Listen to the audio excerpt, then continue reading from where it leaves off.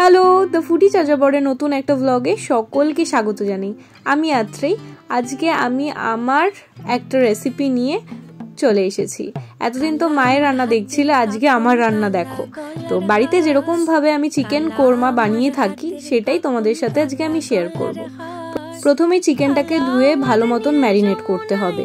তো ম্যারিনেট করতে কি কি লাগবে সেটা তোমাদের সাথে শেয়ার করি। তো ম্যারিনেট করবার জন্য টক দই নিয়ে নিয়েছিলাম 4 চামচ এবং কাঁচা লঙ্কা মাঝখান থেকে চিড়ে রাখা এবং গোলমরিচ। মাই ম্যারিনেটটা আমাকে করে দিচ্ছিল। সুন্দরভাবে ম্যারিনেট করে রাখতে হবে। আর ম্যারিনেটটা 1 ঘন্টা মতন রাখলে মাংসটা ভালো মতন সফট হবে। তোমরা যদি টাইম না পাও তাহলে 30 মিনিট মতন রেখো। আর কোরমা মশলাটা আমি বাড়িতেই বানিয়ে থাকি। তো কোরমা মশলায় কি কি লাগছে তোমরা দেখতেই পাচ্ছ। তো এইটা আমরা বাড়িতে বানিয়ে থাকি। আর এইটা হচ্ছে আমাদের কোরমা মশলা। আর বেরেস্তাও রেখেছিলাম। আর এইটা এখন আমি গোটা গরম মশলা আমি ফোড়নে দেবো। তো বেরেস্তাটা যে তেলটাতে করেছিলাম সেই তেলের মধ্যেই আমি গোটা গরম মশলা এবং শুকনো লঙ্কাটা ভেজে নিচ্ছিলাম। গরম তেলের মধ্যেই দিয়ে দিয়েছিলাম। তারপরে পেঁয়াজ কুচো দিয়ে দিয়েছিলাম। পেঁয়াজ কুচোটা এর থেকে একটু বেশি পরিমাণ নিতে পারো। আমি যেহেতু বেরেস্তা এবং এই রান্নাটাতে আমার বাটা পেঁয়াজও লাগবে, তাই জন্য কুচো পেঁয়াজটা আমি কমই নিয়েছিলাম। পেঁয়াজটা একদম হালকাভাবে ভেজে নিতে হবে, বেশি ব্রাউন করা যাবে না। তারপর আমি দিয়ে নিয়েছিলাম আদা রসুন পেস্ট 2 চামচ মতন। আদা রসুন পেস্টটা না তোমরা যতটা মাংস নেবে সেই পরিমাণ অনুযায়ী আদা রসুন পেস্ট এবং বাকি মশলাগুলো তোমাদের মাংসের পরিমাণ অনুযায়ী তোমরা নিও। পেঁয়াজের সাথে আদা রসুন বাটাটাকেও ভালো মতন করে ভেজে নিতে হবে যাতে রসুনের গন্ধটা কেটে যায়। তো এরপর দিয়ে দিতে হবে এই বাটা পেঁয়াজটা। এখানে 4 চামচ মতন বাটা পেঁয়াজ রয়েছে। এরপর বাটা পেঁয়াজটাকেও ভালো মতন করে ভেজে নিতে হবে। আমি যেহেতু কুচো পেঁয়াজ কম দিয়েছিলাম তাই জন্য বাটা পেঁয়াজটা একটু বেশি রেখেছি যাতে গ্রেভিটা একটু ঠিক হয়। তো ভালো মতন করে আমি ঘুটানাটা দিয়ে পেঁয়াজটাকে ভেজে নিচ্ছিলাম। তারপর দিয়ে দিতে হবে আমন্ড এবং কাজু বাটা, যেটা আমি অলরেডি করে রেখে দিয়েছিলাম। এই বাটাটা দিয়ে ভালো মতন করে ঘুটানাটা করে ভাজতে হবে। দেখতেই পাবে যে কাজু বাদাম এবং আমন্ড বাদামের একটা তেল আপনাসেই ছাড়ছে। আর আমি অল্প করে বাটি ধোয়া জলটা দিয়ে দিলাম, কারণ বাদাম দিলে না তাড়াতাড়ি করে পুড়ে যাওয়ার চান্সেস বেশি থাকে। এরপর স্বাদ মতন লবণ দিয়ে নিতে হবে।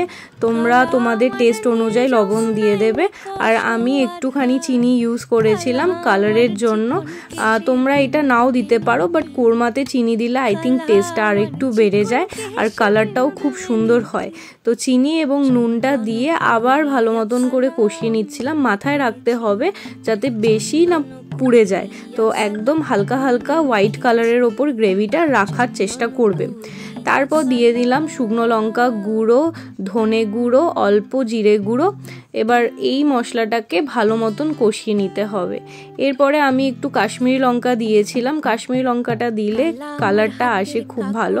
অনেকে ফুড কালার ইউজ করে, আমি ফুড কালার ইউজ করবো না কারণ আমি বাড়ির রান্না করছি। তারপর বাটি ধোয়া জল, যেটায় পেঁয়াজ রেখেছিলাম, সেই জলটা অল্প অল্প দিয়ে ভালো মতন করে কষিয়ে নিতে হবে। তো দেখতেই পাচ্ছ আমার গ্রেভিটার কালারটা কতটা সুন্দর লাগছে। তো যতটা কষাবে এবার আস্তে আস্তে তেল ছেড়ে আসবে। তেল ছেড়ে আসার পর চিকেনগুলোকে এক এক করে করে দিয়ে দিতে হবে।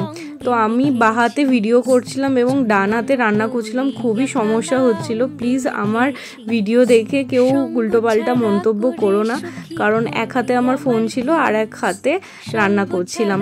মা পাশ থেকে একটু হলেও হেল্প করছিল। ভালো মতন মাংসটা কষিয়ে নেওয়ার পরে বাড়িতে বানানো কোরমা মশলাটা দিয়ে দিতে হবে।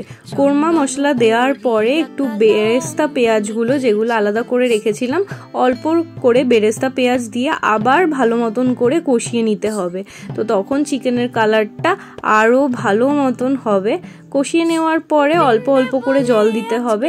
আর মাথায় রাখতে হবে কোরমাতে কিন্তু খুব একটা পাতলা হয় না, ঠিক গ্রেভি থাকে। এবার তোমাদের টেস্ট অনুযায়ী তোমরা ঝোল বাড়াবে।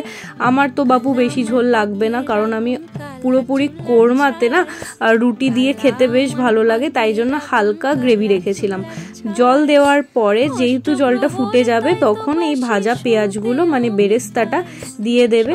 তার সাথে আমি একটুখানি ইউজ করেছিলাম হলো কেওড়া ওয়াটার, সেটা তোমাদের ইচ্ছে অনুযায়ী ইউজ করবে। আমার তো বেশ ভালো লাগে, আর আমি বাড়িতে যেরকমভাবে বানাই আমি সেরকমভাবেই তোমাদের সাথে ভিডিওটা শেয়ার করছি। কেমন লাগলো অবশ্যই কমেন্ট করে জানিও। আমার তো রান্না খুব সুন্দরভাবে রেডি হয়ে গেছে, খেতেও বেশ ভালো ছিল। তোমরা অবশ্যই কমেন্ট করে জানিও কেমন লাগলো আমার এই রেসিপিটা। আর দেখা হচ্ছে নতুন একটা ভ্লগে। টাটা, সবাই ভালো থেকো, সুস্থ থেকো। আমার হাতে আর কি কি রান্না দেখতে চাও অবশ্যই কমেন্ট করে জানিও। টাটা।